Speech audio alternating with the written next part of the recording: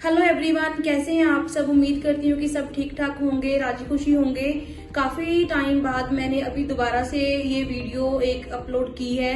तो अभी रेगुलर ही आपको वीजा रिगार्डिंग जो अपडेट्स हैं फिर से मेरे चैनल पे मिलने शुरू हो जाएंगे। तो जो अभी तक मेरे चैनल पे नए आए हैं, जिन्होंने सब्सक्राइब नहीं किया है, वो काइंडली सब्सक्राइब कर लीजिए चैनल को एंड बेल आइकन का बटन दबा के रख लीजिए, ताकि आने वाले टाइम में आपको जो नोटिफिकेशन है वो टाइम टू टाइम मिलते रहे। एंड मैं ऑलवेज ट्राई करती हूँ शेंगेन कंट्रीज की बेस्ट एंड 100% एक्यूरेट इन्फॉर्मेशन आपके साथ शेयर करने की, ताकि आपके साथ किसी भी तरह का कोई धोखा ना हो, चाहे वो अपॉइंटमेंट को लेके हो, चाहे वो फाइल रेडी को लेके हो, चाहे वो रूल एंड रेगुलेशंस की बात करें जो भी उस कंट्री में लागू हो जाते हैं वर्कर्स के लिए।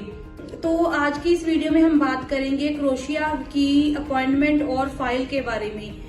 जो भी मेरे भाई बहनों ने अपने क्रोएशिया से कॉन्ट्रैक्ट निकलवा रखे हैं, अगर किसी एजेंट के थ्रू काम करवा रहे हो फिर तो ठीक है, आप उनसे ही अपना अपॉइंटमेंट और फाइल ले सकते हैं, रेडी करवा सकते हैं और सबमिट करवा सकते हैं। बट कई मेरे भाई बहन ऐसे भी हैं जिन्होंने अपने किसी फ्रेंड सर्कल से या किसी रिश्तेदारों से पेपर वहां से निकलवा लेते हैं और उन्हें आगे इंडिया में समझ नहीं आता कि कहां से और कैसे अपनी फाइल को सबमिट करवाए। तो उस केस में आप हमें कांटेक्ट कर सकते हैं। पेपर अगर आपके आ गए हैं तो आपके पास इंडिया में 6 सेंटर्स हैं, आप कहीं भी जा सकते हो और किसी भी स्टेट से बिलोंग करते हो, डजेंट मैटर। पंजाब से हैं आप, हरियाणा से हैं, राजस्थान से हैं, उत्तर प्रदेश से हैं, कहीं से भी हैं पूरे इंडिया में, तो आप इन 6 VFS सेंटर्स में जाके अपनी फाइल सबमिट करवा सकते हैं। जैसे कि बेंगलोर, चेन्नई, हैदराबाद और कोलकाता, दिल्ली और मुंबई। आप इनमें से किसी भी जगह की अपॉइंटमेंट लेके अपनी फाइल जमा करवा सकते हो। ऐसा कुछ नहीं है कि दिल्ली की अपॉइंटमेंट लेके ही आपको वीजा लगेगा, कहीं और साइड से वीजा नहीं निकलेगा। प्रोसेस देखिए, दिल्ली एम्बेसी से ही होना है या फिर मुंबई कॉन्सुलेट से ही होना होता है। प्रोसेस जो है आपके डॉक्यूमेंट के बिहाफ पे ही होगा। वीजा के चांसेस जो है वो आपके डॉक्यूमेंट कितने जेन्युइन है या फिर उस अकॉर्डिंग ही एम्बेसडर जो है आपको वीजा जो है ग्रांट करता है। बाकी जो कंपनी आपको बुला रही है उसका स्टेटस क्या है, बहुत सारी चीजें जो है वो मैटर करती हैं जब आपको वीजा मिलता है। तो ये मैटर नहीं करता कि आपने दिल्ली में ही फाइल सबमिट करवानी है। जिस भी सेंटर की आपको इजी डेट मिलती है वहां पे जाके आप अपनी फाइल जमा करवा सकते हैं। आपने अगर इन 6 वीजा सेंटर्स में से किसी की भी डेट लेनी है तो आप हमें कांटेक्ट कर सकते हैं।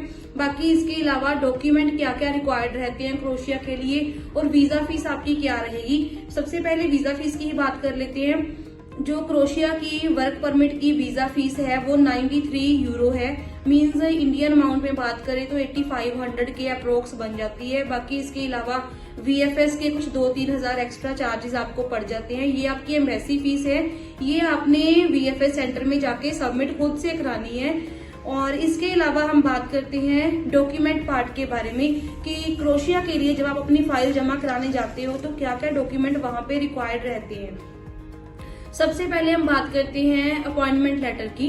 जो आपको VFS सेंटर की अपॉइंटमेंट लेनी है वो आपने सबसे पहले अपॉइंटमेंट लेटर रखना होता है। उसके बाद सेकंड डॉक्यूमेंट है आपका visa application form. Visa application form जो है वो इलेक्ट्रॉनिकली फिल होता है।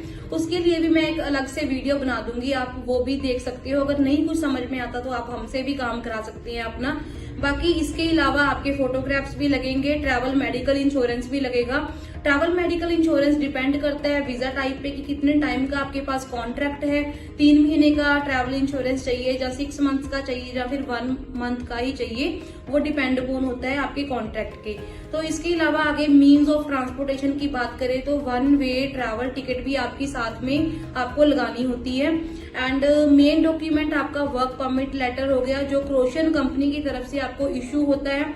2 से 3 पेपर आते हैं क्रोएशियन कंपनी की तरफ से। एक तो आपका वर्क परमिट हो गया, एक एम्प्लॉयर की तरफ से वर्क परमिट हो गया और इसके अलावा आपका एकोमोडेशन लेटर हो गया और एम्प्लॉयर की तरफ से गारंटी लेटर हो गया। 3-4 डॉक्यूमेंट्स हैं जो आपने अपने एम्प्लॉयर से मंगवा के अपनी फाइल में अटैच करने होते हैं। इसके अलावा नेक्स्ट इंपॉर्टेंट डॉक्यूमेंट की बात करें आपकी PCC means police clearance certificate. ये जो डॉक्यूमेंट है वो आपने अपने लोकल सिटी से अप्लाई कर सकते हो। अपनी PCC जो है वो पुलिस स्टेशन से बन जाती है आपकी। क्रोएशिया कंट्री के लिए पासपोर्ट सेवा केंद्र वाली PCC की जरूरत नहीं है। लोकल पुलिस स्टेशन वाली पीसीसी भी यहाँ पे वर्क करती है, बट इसमें एक जो मेन है कि आपकी ये पीसीसी पोस्टल होनी चाहिए, पटियाला हाउस दिल्ली से ये स्टैंप होनी चाहिए। पटियाला हाउस दिल्ली से पोस्टल का काम भी हम करते हैं। अगर आपको डॉक्यूमेंट कोई भी पोस्टल करवाना है, स्टैंप करवाना है, हमसे आप स्क्रीन पे दिए गए नंबरों पे कांटेक्ट कर सकते हैं।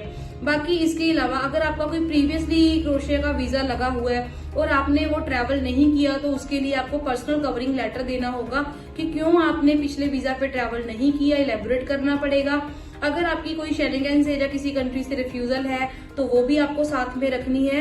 इम्पोर्टेंट कुछ चीजें हैं जो आपने ध्यान में रखनी है, जैसे कि आपका पासपोर्ट जो है, जब आप क्रोशिया का वर्क परमिट अप्लाई कर रहे हो एटलीस्ट 2 इयर्स वैलिड होना चाहिए। इसके अलावा आगे हम बात करें, जो आपका वर्क परमिट है क्रोशियन कंपनी से आया हुआ, वो भी नॉट ओल्डर देन 60 डेज, मतलब पिछले 2 महीने से पुराना ना हो आपका कॉन्ट्रैक्ट, अदरवाइज आपको अपॉइंटमेंट भी नहीं मिलेगी और आपकी जो है फाइल वो सबमिट नहीं होगी। अपॉइंटमेंट तो मिल जाएगी बट फाइल आपकी सबमिट नहीं होगी। तो ये चीज ध्यान में रखनी है कि आपका कॉन्ट्रैक्ट जो है वो 2 महीने से ज्यादा पुराना ना हो, वो आपका कॉन्ट्रैक्ट लेटेस्ट ही होना चाहिए। बाकी जो प्रोसेसिंग डेज की हम बात करें, 25 वर्किंग डेज लग जाते हैं। बाकी डिपेंड अपॉन है एम्बेसी के ऊपर कितना टाइम वो आपकी एप्लीकेशन को प्रोसेस करने में लेती है। तो ये सारे डॉक्यूमेंट्स हैं जो रहेंगे क्रोशिया की फाइल में। इन सारे डॉक्यूमेंट को स्टेप बाय स्टेप कैसे बनाना है, कैसे फिल करना है और किस तरह से अरेंज करनी है, लाइन वाइज लाइन डॉक्यूमेंट, हम सारा काम ये करते हैं। अपॉइंटमेंट लेने के लिए और डॉक्यूमेंट अपने रेडी करवाने के लिए आप हमें कांटेक्ट कर सकते हैं। तब तक के लिए थैंक यू सो मच।